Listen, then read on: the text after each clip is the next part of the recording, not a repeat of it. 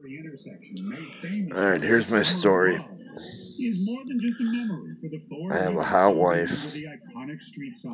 I'm a U.S. veteran, 100% disabled U.S. veteran. There's a lot of issues going on right now. And hopefully we can find somebody to help us. Because if I don't, I'll probably be doing a live video where I commit suicide. Do I care? No. Because I can't live without my wife. My story is 7 years ago, I had an apartment fire. It's the first time I lost everything, but I lost everything. And after the apartment fire, I went up into the apartment after it was all burnt up.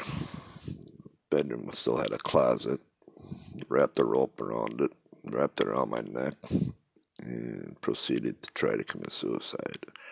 A neighbor came up to bum a cigarette, for God's sakes. And she saw me hanging there, I guess, busted the board down, performed CPR on me, called 911. They came and got me, took me down to the VA, and they locked me up for a while.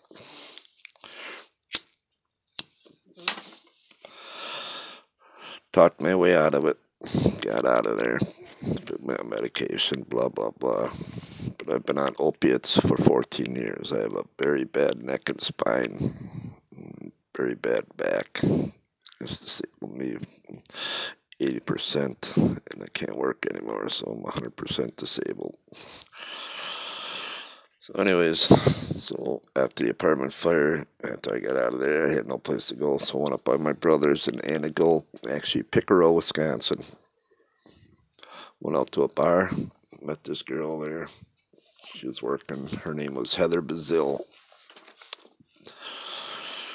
Met her, 24 years younger than me, but hot, beautiful girl.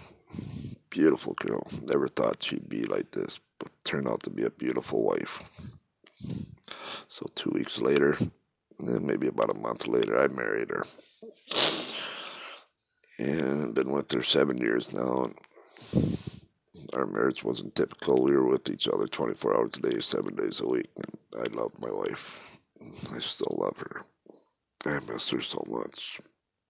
And that's the point I'm getting to. When I went down to the VA, they had a person, a Marine veteran, commit suicide, or not commit suicide. They killed him in Toma, Wisconsin. He was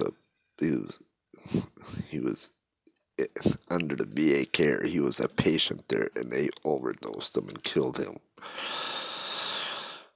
So that prompted their parents to sue for $2 million, and they got it, and that prompted the VA to cut everybody off their opiates. So I went in there one day to get after I've been on it for 14 years with Dr. Gordon Sheckman and Dr. Nelson down at the VA. Dr. Sheckman is no longer there, and I miss him. He went to Brooklyn, and I've been trying to get a hold of him. Can't do it. Dr. Nelson's, yeah. I go down there, he tells me, well, I can't give you your pills anymore. I said, why? He said, you came up positive for morphine. I said, what are you talking about, dude? I don't do morphine.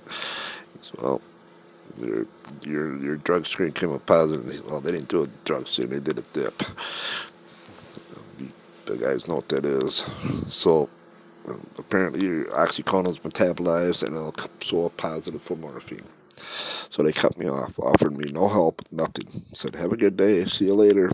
I'm like, wow. Well, during the 14-year period, I have saved up a bunch of pills. So I had a couple months' supply left. But I had to find a doctor. I need to get back on my medication. I've been happy, more or less happy, for 14 years, trying to control my pain. And it was working. Everything was fine. But the U.S. government wants to fuck with everybody, so that's what they do. So I figure, well, I'm going to find me a doctor sooner or later. Well, I couldn't really find one up in Pearson, Wisconsin, so, kept looking around to see if I could get somebody. But during that time, my medication started running low. My wife suggested, well, you don't want to live in pain and you don't want to be sick because you know what happens with that. She said, the only thing I suggest do some heroin. My wife's been addicted to opiates pretty much since she was 15. But recently, for 4 years, actually a couple of years, she's been trying to get off them with no help up there because they don't give help up there. They just try to screw you. Even though she was traveling down to Wausau every day, getting her Suboxones, coming home. But if she missed a couple days, they cut her off, drop her down to 2 milligrams. So she started using again. Well, our plans were to take care of her sister, which we did. Got her with some good people. She has custody of her sister now, and she's doing really well. So that was a big accomplishment for us. Anyway, so we were trying to get buy a house, but both of us are in debt, so we filed bankruptcy. And I know this story might be getting old. You people don't want to listen, but I need some fucking help, though. Somebody's got to help us, because I'm losing it. I'm going to commit suicide. Take some people out with me. But anyways, so uh, we filed bankruptcy. And I had been talking to a realtor, and he said, you got to wait till October 2018. He said, you guys be up and buy a house. So during that time, I taken out some money out of the bank. Every time I get paid, put in a little uh, flap I had and kept it in a drawer where my wife couldn't find it because she likes spending money and goes to the Walmart. But that's beside the point. I've saved up almost $10,000. I was stuck inside of a drawer. Well, during this time, people knew that she was doing heroin. They tried to buy from us. We wouldn't sell it. They weren't selling my pills, nothing like that. I make too much money to be worried about crazy ass shit like that. I'm not getting into trouble. Neither one of us have been in trouble a day in our lives, so keep that in mind. Well, a friend of hers died named James Polar. Apparently, at first they said he overdosed. They didn't really know what he died from because they didn't have any autopsy back. But I only met the guy once. But apparently he had a couple people live with Jesse Jameson and James Jack or something Daniels, JD. And they were there living with him because they were homeless, so they'd come over because he met him in jail, so they'd come over and see him once in a while, whatever. Well, apparently they ripped him off $3,000, and from what I hear, they killed him. But they switched that story around because they knew they were going to get in trouble. Well, they figured they had to blame somebody, so hey, let's say Heather did it. Heather brought over the heroin and gave it to him. No, Heather didn't. But these two individuals say they did. And even though only one of them showed up in court, the other one, and their stories ain't too good. And both the guy that did show up in court was, I guess, was pretty high from what the attorney was saying. He was pretty strung out and whatever the fuck he's strung out on. But these are one individual now testifying against my wife. Just because you say something, you have to prove you're innocent. Now, you're guilty until proven innocent. So we're on our way to this guy's funeral 5 days after he passed away. My wife went to school with him, James Polar. We get up there. We're driving up there. All of a sudden, we get into Crandon, pull up to a stop sign. 6 squads surround us, all pointing guns at us. I'm like, what the fuck is going on, dude? I got my 9 sitting in between us down on the floor. Clearly visible. They pull us out of the car. They take my wife, put handcuffs on her. Well, she had a lockbox.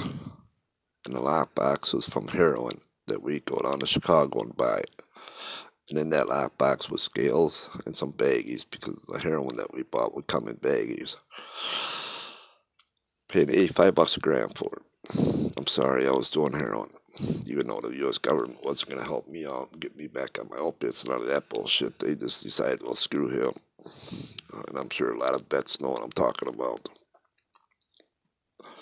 I wasn't going to be sick, and I'm not going to live in fucking pain. So they're charging my wife second degree homicide, second degree reckless homicide, and they charged me with the pills, narcotics, and the heroin, all this other shit. They had nothing on me, but I'm a co-defendant or whatever the fuck they call it. I'm not too hip with the fucking laws. So next thing you know, we're sitting in jail. My bond is $15,000. Hers is $75,000. Well, they're not going to charge me with the homicide. They're going to charge my wife. I think, what the fuck is going on here? So we